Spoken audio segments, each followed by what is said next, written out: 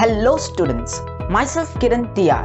I am here to teach you an important and exciting topic in science, magnetic effects of electric current. Let's go. Magnetic field due to a current in a solenoid. So here we will talk about the magnetic field which is produced by the current in a solenoid. So what is solenoid is the first question. This diagram which you can see here is a solenoid. But how can we define this diagram? If you look at the center part, you can see something like a spring. In your childhood days, you would have used or seen the spring. It looks like a spring, right? So we can define it as a coil of many circular turns. That's the first thing. Second, you have to tell of what quality it is made up of. It is made up of copper wire. The coil of many circular turns is made up of copper wire, and this copper wire is insulated. In your homes, when electrician comes in and checks your tube lights and the bulbs, you will see the wire. It is insulated by a copper wire which is insulated by a green color or a black color or a blue color wire, right? So this is made up of, the spring is made up of insulated copper wire. And the third thing, if you look at this, what kind of shape do you remember? You remember the shape of a cylinder, right? It looks in the shape of a cylinder. So you have to put these three together in order to tell about what is a solenoid. What is a solenoid? A solenoid is a coil of many circular turns which is insulated copper wire wrapped in the shape of a cylinder. That is what solenoid is, and one end is connected to the positive of a battery, the other end is connected to the key, and then the negative of the battery. So this is a solenoid. A coil of many circular turns of insulated copper wire wrapped closely in the shape of a cylinder is called a solenoid.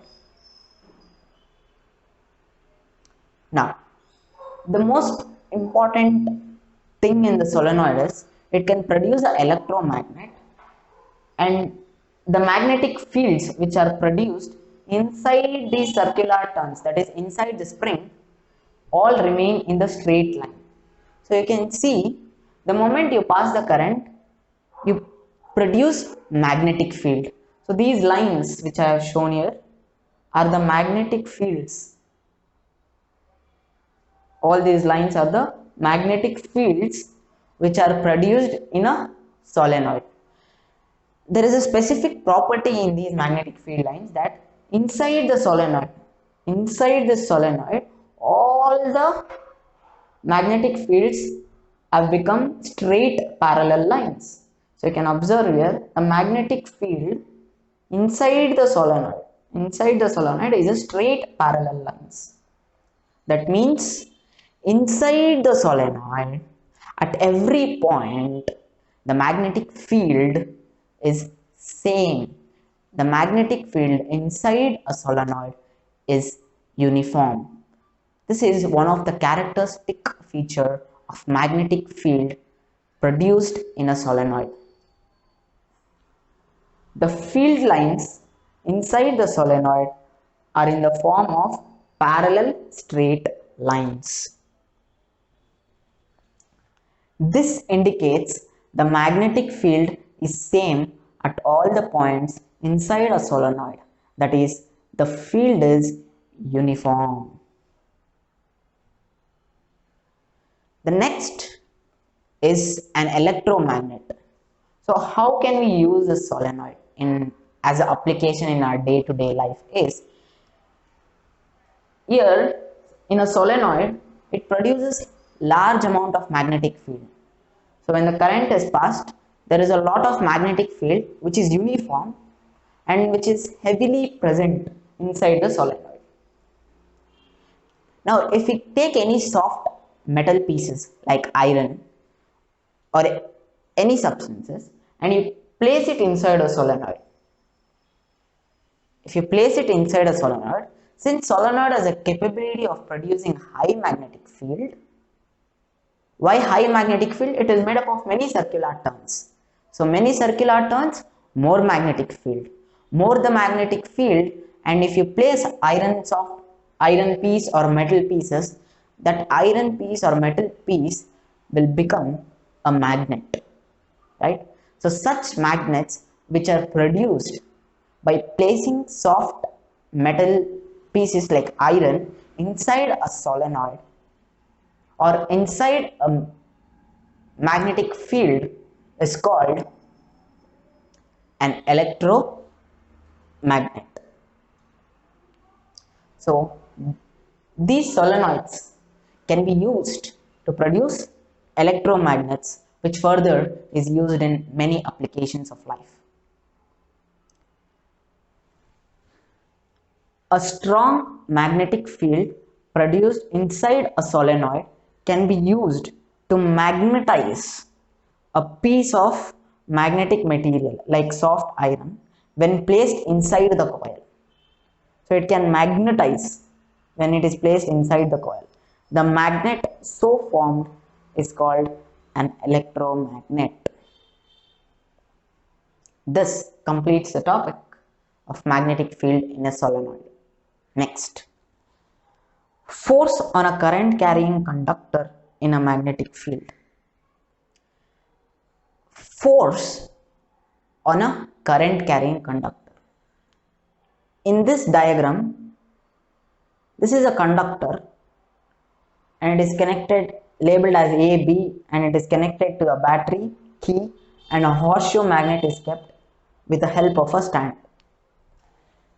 Here, this is called a conductor, and a conductor, this conductor is placed in a magnetic field in such a way that the north pole of the magnet is on the top and the south pole of the magnet is at the bottom. This magnet is also called as horseshoe magnet since it is in the shape of a horseshoe. So the north is on the top, south is at the bottom.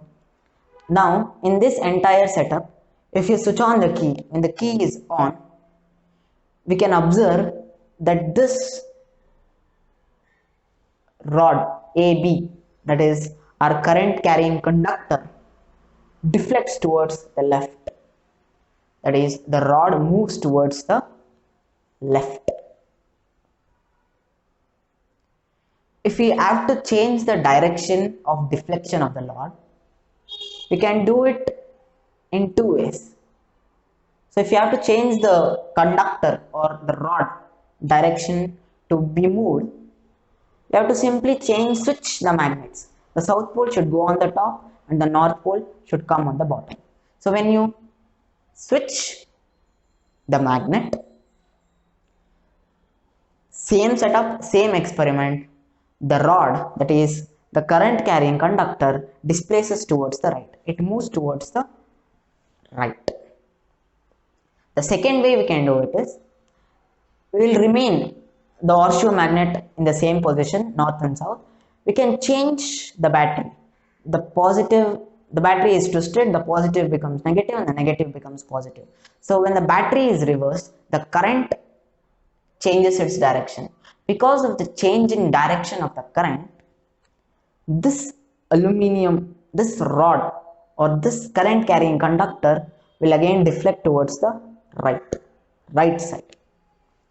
So you can deflect the rod towards the right side in two ways. You can either change the direction of the battery, positive and negative, or second, you can switch the poles of a horseshoe magnet. Now one thing which we observe here is, either towards the left or towards the right, the moment you switch on the key, the rod, the current carrying conductor, deflects. What does this suggest? This suggests that the magnetic field created by a horseshoe magnet has the ability to move a conductor. Right? Force on a current carrying conductor in a magnetic field, the rod gets displaced towards the left. So the moment you switch on the key, the rod gets displaced towards the left. The displacement of the rod proves that the force is exerted on a current carrying conductor placed in a magnetic field. This displacement of the rod immediately towards the left, when you switch on the key, suggests us that proves that force exerted on a current carrying conductor, force is always exerted on a current carrying conductor placed in the magnetic field. Now if we need to change the direction, reverse the current, the rod gets displaced towards the right, or changing the direction of the magnetic field, that is the north becomes south, south becomes the north, also reverses the direction of deflection of a current carrying conductor. It reverses what? The direction of deflection, that is this rod doesn't deflect towards left, but it deflects towards right. Fleming's left hand rule. I want you to open up your left hand. Stretch your thumb, forefinger, middle finger in such a way that 90 degree, they are perpendicular to each other. Turn it this way. I want you to shoot at me a thunderbolt of electric current with your middle finger. So you shoot the current. When the current is passing, there is a magnetic field which is created around the current. So that is indicated by the forefinger. So forefinger indicates the direction of magnetic field. And the moment the arrow of your thunderbolt of current through your middle finger hits me, I fall back, indicating the direction of motion of conductor, thumb. Stretch your thumb, forefinger and middle finger mutually perpendicular to each other. Your middle finger indicates the direction of current.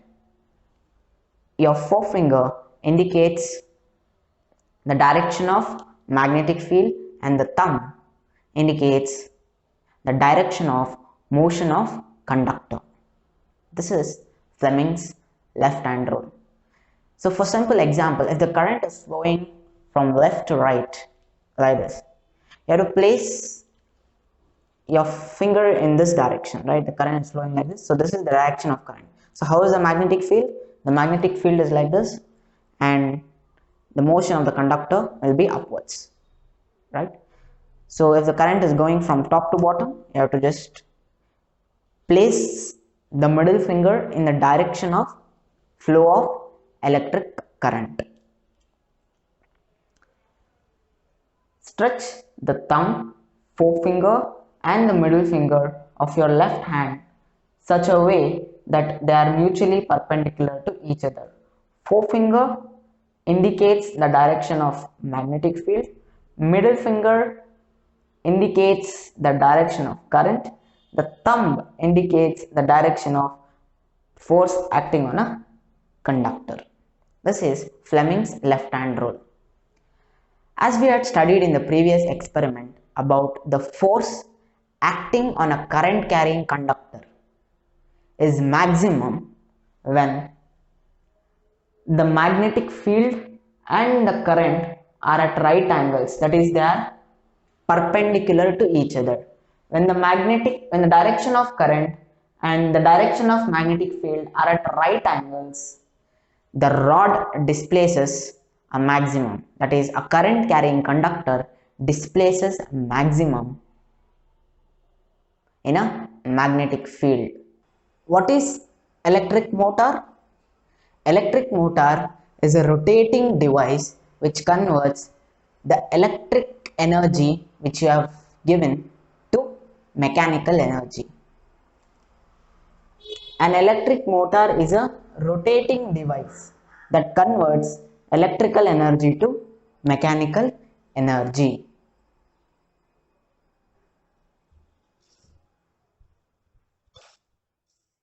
You can see here, this is the diagram of electric motor. First, let us see the setup. Here you can see a permanent north pole magnet, a permanent south pole magnet, a rectangular coil ABCD. This is a rectangular coil made up of insulated copper wire, and this is an axle. Axle is locked on, it is connected by PQ. P and Q are split rings. The split rings are connected to the outside by X and Y, which are called the brushes. This is your battery. K is the key or the switch. This is the setup. We have a rectangular coil, we have split rings, we have brushes, battery, key, north pole and south pole of a permanent magnet. Here, when you switch on the key, that is when you switch on the circuit, the key is on, the current starts to flow. In which direction will the current flow? The current flows from positive. It first goes to brush X. Through brush X, it goes to AB of the rectangular coil, then comes down to CD, Y, to the key and to the battery. This is how the current flows. One thing which you have to notice here is the current is going in the opposite direction of the two parallel sides of a rectangular coil. AB, the current moves in this way, but in CD, the current is moving downwards.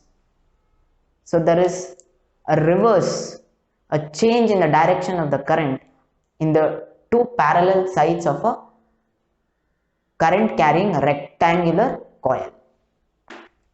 See? Working. Battery. So the current flow, how the current flows from battery to brush X to AB, it goes AB like this, comes down CD to the brush Y, and again come back to the key and to the battery. So this is current flow. On applying Fleming's left-hand rule. Now to this entire circuit, when you apply Fleming's left-hand rule, you will understand that this AB circuit which is there, it flips downwards. It goes downwards and CD comes upwards. Now let us try to understand the working of electric motor with a book. Here you can see I have a book. Let us consider this as a rectangular coil. This is A, this is B. So the right side where there is sheets, the first part A, B, C, D. So you have A, B, C, D. Now the moment the current hits, what happens is, when you apply your Fleming's left-hand rule to the circuit, this side AB comes down. So naturally when AB comes down, the CD, the other side CD goes upwards. So this is the first half of the rotation. In the first half of the rotation of the rectangular coil, by applying Fleming's left-hand rule, we can know that AB comes down and CD comes upwards. Now by the time this has happened in the rectangular coil, what has happened in the split rings is, here you can see P and Q are the split rings. Q has come towards brush X and P has gone towards Y. The split ring Q, the split ring has come towards brush X and split ring P has gone towards brush Y. So because of this change in the split rings, the current reverses its direction. So right now we have A, B, C, D. First half AB goes downwards, CD goes upwards. Because the split ring changes its position, there is a reverse current which is flowing, due to which, since there is reverse current, this AB will go upwards and CD will come downwards. Now AB is upwards and CD is downwards. Alright. So similarly, this rotation keeps on happening. Now AB comes downwards, CD is upwards, AB come upwards, CD is downwards. AB is downwards, CD comes upwards. AB is upward, CD comes downwards. So this rectangular coil keeps on rotating continuously. Now the one question which students get doubt here is AB. AB goes down, CD comes up. Now why should AB come up? AB should again go down, but AB is coming up. In the first half of the rotation, AB goes down, but in the second half of the rotation, AB comes up. Why does AB comes up? Because of the split rings. As I said, this P and Q split rings changes its position. Now this Q goes off with X and P goes off with Y. Since split ring changes its position, the current in the circuit which was flowing from AB to CD will reverse. That is, it will flow from DCBA. When there is a reverse of current,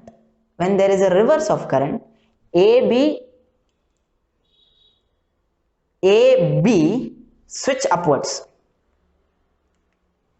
because there is a reverse in current, right? So AB switches upwards. So when AB switches upwards, complete rotation is completed. Unless the battery is off or the key is switched off, the circuit, this rectangular coil keeps on rotating.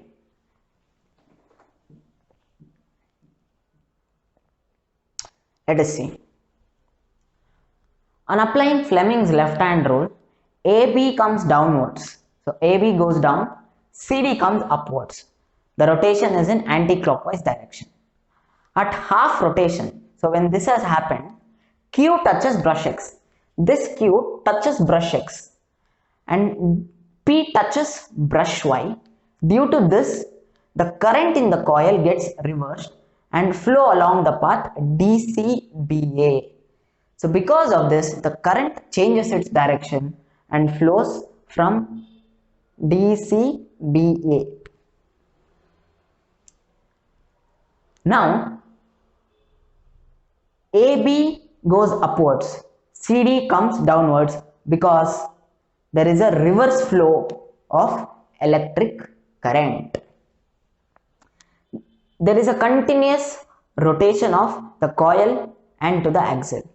So because of this, it keeps on rotating continuously as I have shown you. This is about the working of an electric motor. Here you have seen a device called split ring, PQ split rings. This PQ split ring is called a commutator. What do you mean by commutator? Commutator is a device which reverses the flow of electric current in a circuit. In the first half, the current was flowing from ABCD. In the second half, the current flowed from DCBA. So the current got reversed. Why? Because of a commutator. Commutator is a device which reverses the direction of flow of electric current. Here, the commutator which we have used is split ring. So let us see. A device which reverses the direction of flow of electric current is called commutator. Split ring here acts as a commutator. If you love to learn more and need more of these videos, click on the subscribe button and the bell icon next to it. Don't forget to like, comment, share. Love you. See you in the next video.